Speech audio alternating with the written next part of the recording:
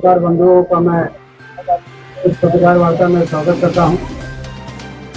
रीवा को एक नई सौगात 3 तारीख को मिलने जा रही है। लंबे समय से रीवा में एक कमी हम लोग महसूस करते थे कि एक अच्छा पार्क जो सुसज्जित और व्यवस्थित, जहाँ पर हजारों की संख्या में लोग जा सकें, इसकी कमी है। और शहर के हृदय स्थल पे कोई इस प्रकार का स्थान विकसित होना चाहिए।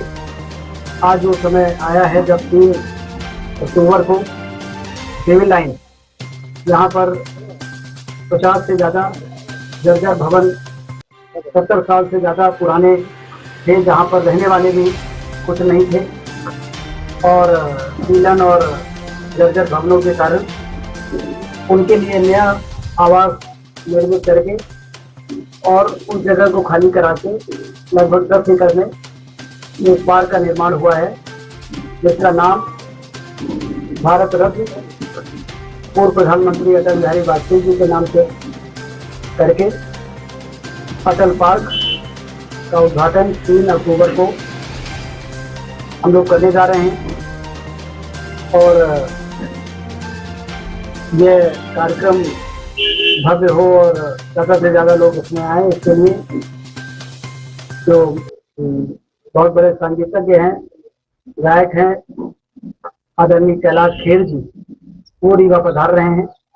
और उनके कुछ क्योंकि लंबे समय से जिंद महोत्सव के बाद फिर कोविड आ गया और भी कई परिस्थितियां निर्मित हुई, जिससे जिंद महोत्सव के लेवल का कोई कार्यक्रम रीवा में अभी हुआ नहीं। तो कैलाश खेर जी के कार्यक्रम से जनरली हम लोग इस प्रकार के कार्यक्रम रीवा में करते हैं, जब कोई बड़ी उपलब्धि मिल जाती है उसको सेलिब्रेट करते हैं।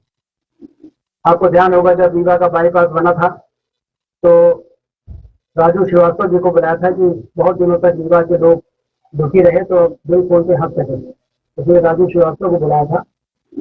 और जब मुकुंदपुर में टाइगर सफारी का उद्घाटन किया था तो सवेरे मुख्यमंत्री ने टाइगर सफारी का उद्घाटन किया। रात में इंजीनियरिंग कॉलेज के मैदान में सोनू निगम का संगीत का बहुत बड़ा कार्यक्रम हुआ था जिंद महोत्सव के अंतर्गत।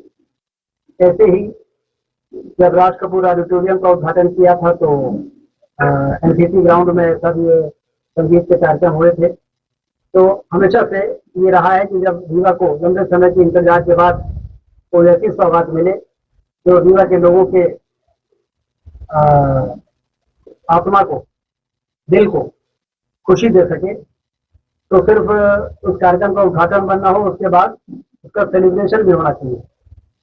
तो सिरमौर चौराहे में फ्लाईओवर का तीसरा लेग जो बन के तैयार हुआ, उसके लोगों में बड़ी प्रसन्नता है। रीवा का एयरपोर्ट बन के तैयार हो गया है, उसको लेकर लोगों में बड़ी प्रसन्नता है। तो उसका सेलिब्रेशन होना चाहिए, और इसलिए कैलाश खेर जी को बुलाकर 2 घंटे का 3 घंटे का जो भी उनका कार्यक्रम होगा उसमें रीवा के लोग उनके संगीत से आनंद उठाएंगे, क्योंकि कैलाश खेर इतने बड़े कलाकार हैं कि जब राष्ट्रीय स्तर पर कोई कार्यक्रम होता है, हम लोगों ने देखा है, तो फिर राष्ट्रीय स्तर के कार्यक्रम में जब महाकाल लोक का उद्घाटन हुआ था, आपको ध्यान होगा, तो प्रधानमंत्री जी उज्जैन आए थे, तो उसमें संगीत का कार्यक्रम जो प्रस्तुतिकरण था वो कैलाश खेर जी का ही था। और ऐसे ही हर जगह जहाँ पर प्रधानमंत्री जी जाते हैं किसी विशेष आयोजन में, तो संगीत का कार्यक्रम उससे जो जुड़ा रहता है उसमें कैलाश खेर जी रहते हैं। तो वो रीवा पधार रहे हैं, हम सबके लिए बड़ी खुशी की बात है। तो आप सबके माध्यम से मैं चाहता हूँ कि कार्यक्रम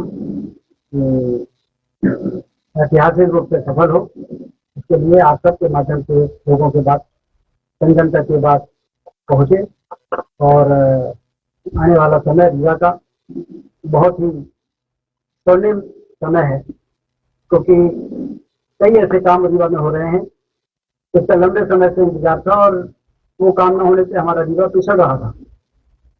ये बाढ़ सागर का बांध की सिंचाई के नहरों का जाल बिछ जाने के बाद रीवा की तहसील बदली है। ये हम नहीं कहते हैं, पूरा प्रदेश कहता है कि रीवा बदला है। रीवा के विकास के मॉडल को का उदाहरण दिया जा रहा है। पिछले दिनों मुख्यमंत्री जी ने जब चार घाट की सभा को जबलपुर से संबोधित किया तो उन्होंने भी कहा कि रीवा का विकास का एक मॉडल बन गया, और आने वाला समय भी हमारा बहुत अच्छा है। क्योंकि अभी तो 3 लाख एकड़ में सिंचाई का पानी पहुंचा है। ये 3 लाख एकड़ से 9 लाख एकड़ हो जाए, इसके लिए लगभग 4,000 करोड़ रुपए टेंडर हो गए हैं, जो Sitapur micro, Hanumana micro, Bahuti canal में 1400 करोड़ रुपए का स्वीकृति की योजना भारत सरकार गई है। आज मैं दिल्ली जा रहा हूँ, कल वहाँ के जल संसाधन मंत्री से मिलकर और उसकी और तहरीर करूंगा कि जल्दी वो मंजूर हो जाए 1500 करोड़ और, तो 4,000 करोड़ का टेंडर हो गया, 1500 करोड़ का टेंडर और हो जाएगा, तो रीवा जिले और मऊगंज जिले की 9 लाख एकड़ में सिंचाई का पानी पहुंचेगा। तो 3 लाख एकड़ का जब ये असर से रीवा का कि लोग कहने लगे कि रीवा विकास का मॉडल बन गया है, तो जब 9 लाख एकड़ में पानी पहुंचेगा तो रीवा की तस्वीर कैसी होगी। और इसलिए एक और विकास और दूसरी ओर युवा पीढ़ी को नशे से बचाना।